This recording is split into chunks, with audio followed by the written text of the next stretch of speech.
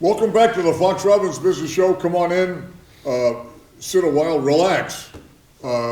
This isn't going to hurt a bit. This is going to be fun because we're talking about food. What's my motto? If it ain't fun, I ain't going. This is the Fox Robbins Business Show. This is all about entrepreneurship and small business affairs. Anything and everything you need to know about those topics. And I'm co-host Bill Fox, but the other co-host is someone, they say, they talk about it, the girls down at the mall. Oh, They really? say, I just hope. this guy is phosphorescent, Phosphorescent, that's me. bioelectric. Bioluminescent. He's potent. Wait a minute, this is a family show. And he's radiant as Coach Robbins. Mr. Bill, how are you? And we've already had episode 1 with us. Our special guest for the show is Harry Henry, who's president of the Cape Cod Culinary Incubator. That's right. And we were talking about what is that, what's that all about, and we have a lot of topic left over. Welcome back to the show. Thanks, Bill. This is part 2, so make sure if you see this one, see part 1 as well as this one, because they go together. And Harry, we've got to skip down, and Like peas and carrots. They we go want to together. ask you about the incubator business model, and the commercial kitchen business model. What's on your mind there? Yeah, so to start with, as a nonprofit, every nonprofit is always looking for money, Absolutely. doing fundraisers, looking at grants, et cetera, foundation money, et cetera. So we are definitely on that trail. We've done a couple of small fundraisers, and we were fortunate enough to get one grant earlier this year from the state, Urban Agenda Grant, basically to provide culinary classes to youth in the town of Barnstable. So that's one of the money flows we've had. We just recently got notification of award from U.S. Department of Agriculture. We got a grant. Also do classes for people, skills classes for people who want to get in the restaurant business or start making their own food, et cetera. Right. So that grant as well. That's on the fundraising. When we finally do get a kitchen, we spoke about in episode 1, the business model is that members belong to the incubator. So there's membership fees that we will get from that. And then secondly, they also select from a package of services, mainly kitchen time, so they can get in there and make their product. And there's different hourly rates and different packages as to how many hours they want in a week or a month. Right. They want prime time or not. They want storage. They want cold storage. They want freezer storage. They want shipping capabilities. Right. So there's a number of different fees that a member would select based on whatever type of Cafeteria style. it's cafeteria, yeah, Unintended. yeah, exactly. Yeah. And so that that forms the revenue side of the P&L. One thing during episode 1, as I was listening to you, but one thing that jumped into my mind about the restaurant thing these days, Coach, is delivery of food. Right. It's advertised widely on television as Absolutely. a company called Hub. What's the name of the company that delivers food, whatever. I mean, food delivery's been around for since the beginning of time. Domino's But Pizza. it is picking, Harry, it's picking up speed. Right. McDonald's is even talking about, I would call it the industrialization of delivery. That it may be growing to a point where the delivery business is the whole thing, and somewhere in the background is somebody making the food. They have to somewhere. And so your restaurant friends may think focusing more on production rather than opening a real restaurant. Right. And well, funny you should mention that. Just last week, we get a couple of inquiries a week from people in some part of the food business wanting to know if we're open, we're operation, can I get in the kitchen? Right. And last week I had a woman contact me about, tell me about your kitchen and when all that. And she is doing home delivery for elderly. People who want to stay in their homes, but they don't want to cook.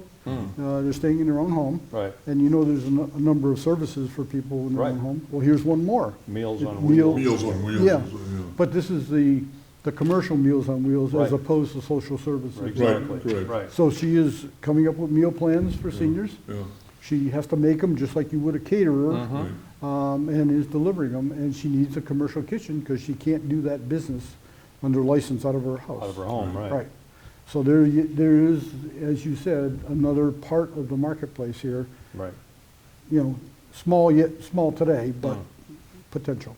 Well, I mean, the whole, No need to have a retail restaurant necessarily. Correct. With people come and eat. Right. I mean, if you're in, there's nothing wrong now with being in food preparation. Right. If delivery is commonly available, and so your product gets out, Right. you can distribute your product Absolutely. without opening a restaurant. Yep. Absolutely. product, price, place, promotion. We wanted to ask Four you, Ps of who marketing. else, anyone else on Cape Cod doing the same thing you're doing, or else? I think you mentioned in episode 1, there are incubators elsewhere. Yes. So you have something else to look at. Right. And what success have you seen in this incubator idea? Big time, if you go, look up Commonwealth Kitchen up in Dorchester. Yeah. I think they opened a smaller branch. I want to say it was Cambridge or Somerville, just on sort of the north side of Boston. But they've been very successful fostering small businesses in and around Dorchester under a lot of state grants and a lot of we are. But once again, the difference is population. Yeah. Because you're drawing from the whole Boston population area. We're The here. density in Dorchester is much higher than it is Exactly. down But here. on the Cape, that's, It's a tougher thing. That's right. Because this is not a seasonal business, it's a year-round business, so Right. you're dealing with the year-round population, Right. which is, 250,000 or so. Right. So it's a smaller population. right. And that's the difference I've seen around the country, is that incubators in the big cities do well. When you get out to more rural area, it's more difficult. Right. Because to really share your distribution about how you're going to distribute back into big populations, because you're not going to live just off of local populations. Absolutely. Well, that gave you pause when you started this. I mean, didn't you? I mean, the market in this area would support that. Yeah, so one of the first things we did is that when I got involved, like I said, the organization was in place since 2013. I got involved a couple of years ago, was really put our pedal to the metal on the newsletter to get the word out of all the different parts of the food industry we wanted to play in. And so you build up the list and you start to get more communication with folks who are in the business or looking in the business. And once we knew that we had enough people coming to us asking about a kitchen, we started to build that list. So we knew the size of the market, and then we surveyed them to find out what stage they're in. Are they in business today, or are they thinking about it, or is this the great wish? You Right, know, yeah. I hope to My get into dream. business. Yeah. Yeah. And do they have money to put into it? Right. Because you got to have a little bit of cash to start. That's right. Yep. And we also surveyed them to find out what kind of hours they would want. Are they going to want daytime, nighttime, weekends, whatever, and what kind of equipment do they want in there?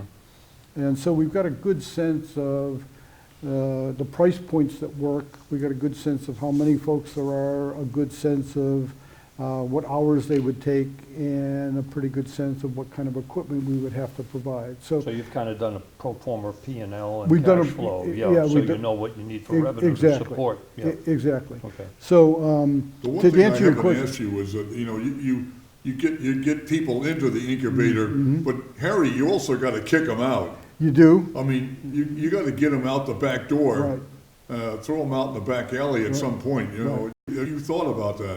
There's two ways you kick them out. Well, number one is that people will leave.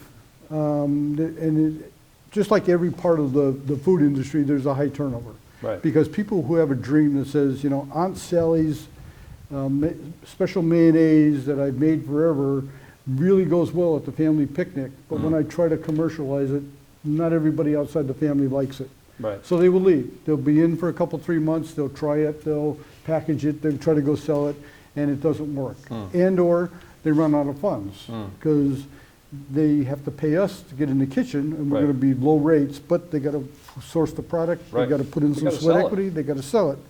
And not everybody, so part of the market will churn on its own and will leave. There's two other parts of kickout. There's people who won't pay their bill. So, that's a non-starter, Yep. and they're not gonna Or last don't long. clean up after themselves. Well, yeah, so there's a little bit of policing there you have to do. But the real win, quite frankly, is if you kick them out because they're too big. Yeah, that's right. They have grown to where they need space from us.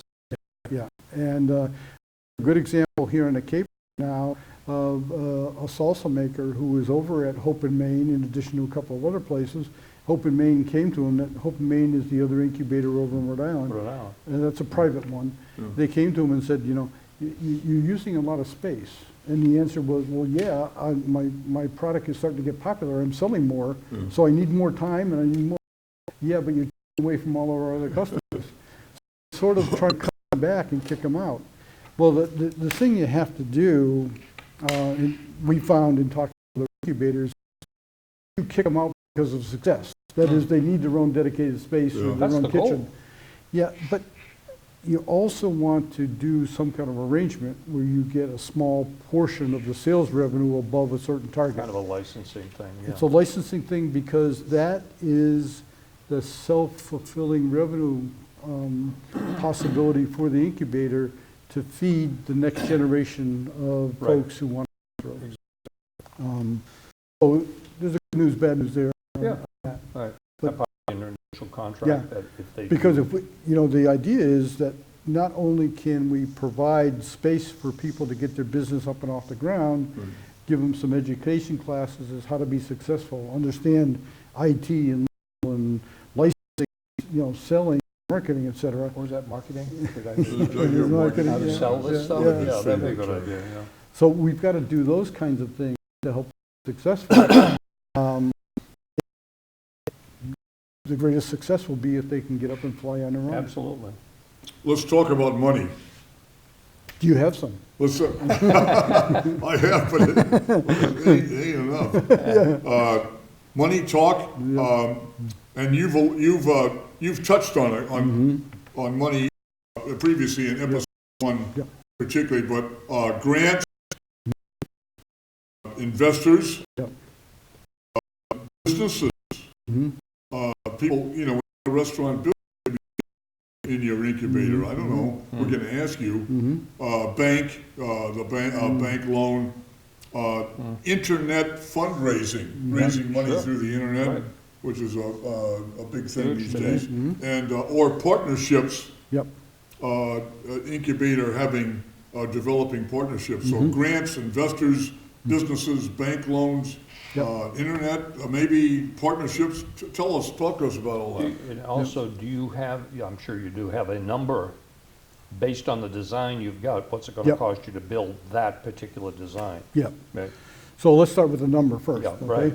So if we were to go into a building or facility like a one-story industrial shell, Right. basically with, Warehouse. metal sides, warehouse, Right.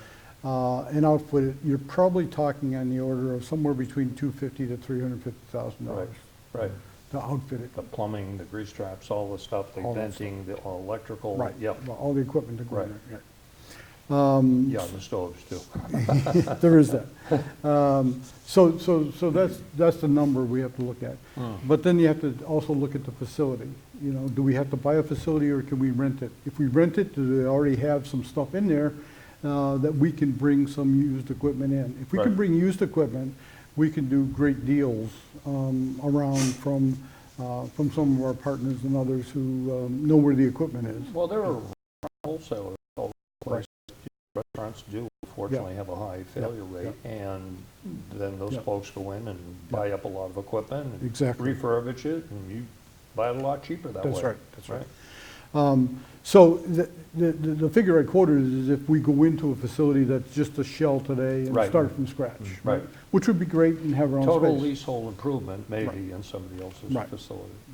And there are grants that the state and the government and USDA will give out for us to get the equipment that we can put in there. So Right. it's not starting from zero and Right. having to jump over that whole total high bar. Right.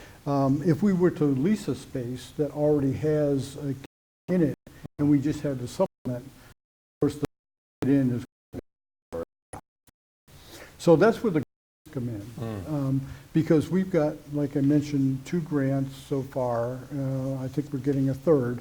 And the grants are also part of our mission. And our mission has to do with not only providing resources to the entrepreneur in the shape of a kitchen, but also economic development in terms of workforce, workspace, Sure.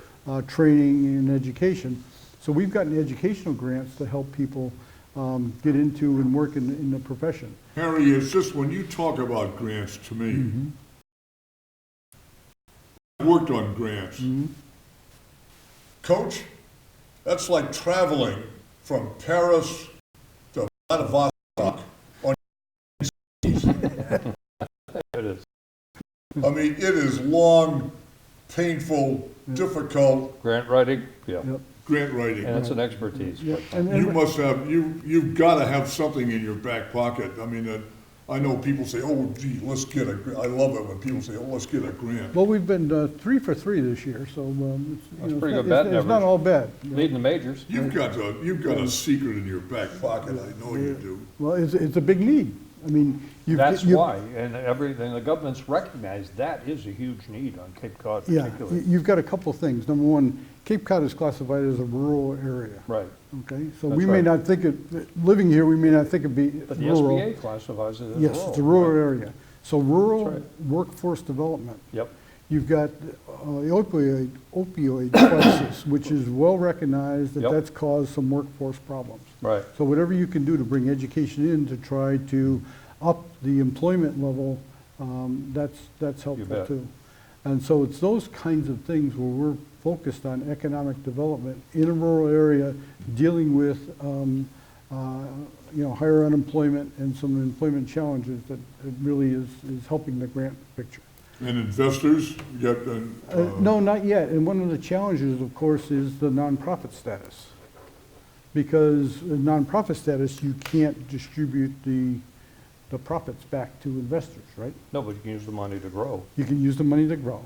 So we're just on the cusp of starting down that trail. Right, Banks want to see some sort of performance. yeah, a couple of years. Or worth. secured against real estate. right, We don't have real right, estate, right, so right. you got that's not Right. gonna they're happen. kind of nasty that way, Coach, aren't they, the banks? Well, no, Bob Hope said it probably 50 years ago, that a bank is where you go to borrow money if you can prove you don't need it. And we're not there yet. But the other tact we're taking is sort of down the grant trail, but foundations. And most of the big food companies have some sort of a foundation. So we're not opposed at all to having the Campbell Soup Kitchen, Hmm. farm, oven or whatever it might be. Right. So we're just starting down that trail Well, the now. grants, the investors, I mean, it is a risk. Yeah. And to defend the banks at 4, 5, 6%, how the heck can they afford to take a risk? Right. There's no money in it Yeah. for them, so they have rules and laws, and they've Yeah. got things they've got to do. Exactly. So you're gonna have to prove the concept and Exactly. then be So comfortable. the short path for us right now, I believe, unless we get one of the funding for grant money, Yeah, is to rent a space that is in existence as a restaurant, lodge, school, that has a kitchen in it. exactly, yeah. So we can get a low in, it's got some equipment in there, and we start to work our business model for the incubator with regard to getting fees and rents. Mhm. And that gets us up, Sure. gets us in, Gets you up gets and us running with the operating. least investment, yeah, yeah. before we can go into our own place. Right. Yeah. I mentioned closed internet, school. fundraising on the internet, but you're not into that yet, but No. it's a path that could be taken It's at a some path, point. but also I'm not sure that we have a broad enough appeal to do that. We're a very It's Cape local Cod. appeal. It's really Yeah. local, yeah. It's I not will a say national one thing to appeal. you, Harry, is that my limited understanding is that people raise money on the internet for the craziest reasons. They do. The most wacko reasons Yeah, that you wouldn't believe. I mean, that you don't take to your local bank. No. But partnerships, I mean, what about partnerships?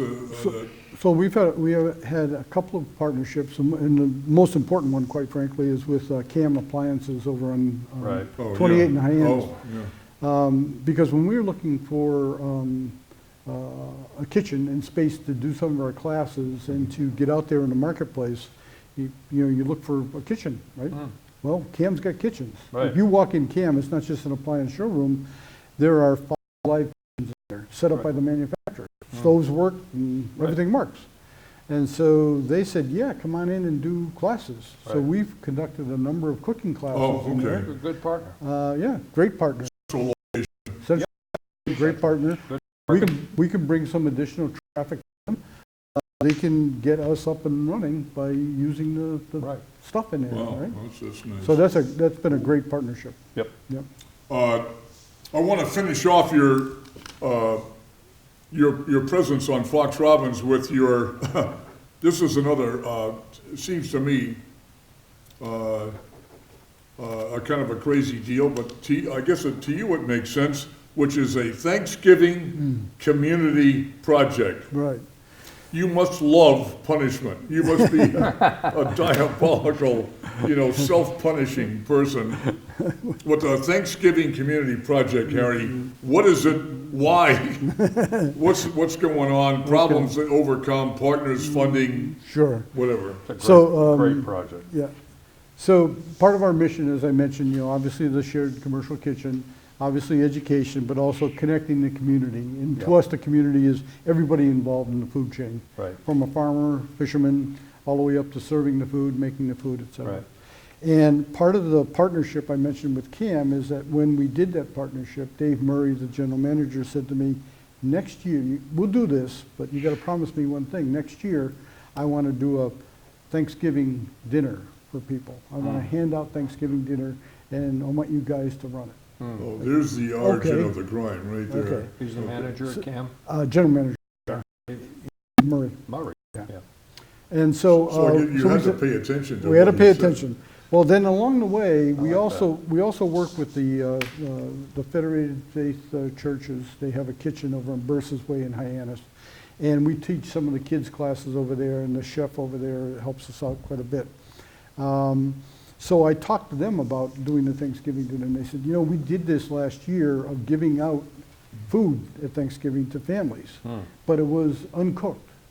And some of the families struggled with, did don't they have have- the some don't have directions? a Did they- kitchen. Yeah, No. did they have the equipment to do it? So, doing a cooked dinner probably is better.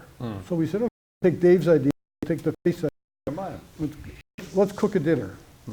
Well, that turned into cooking dinner for 50 families and delivering it. That's 50 turkeys. And deliver. That, Yeah. and, I heard the and- word deliver. and cooking 50 turkeys at once. Yeah. So There's that's a not, logistics thing that's not, going yeah, on. yeah, that's not the oven in my kitchen or your kitchen, right? Yeah, right.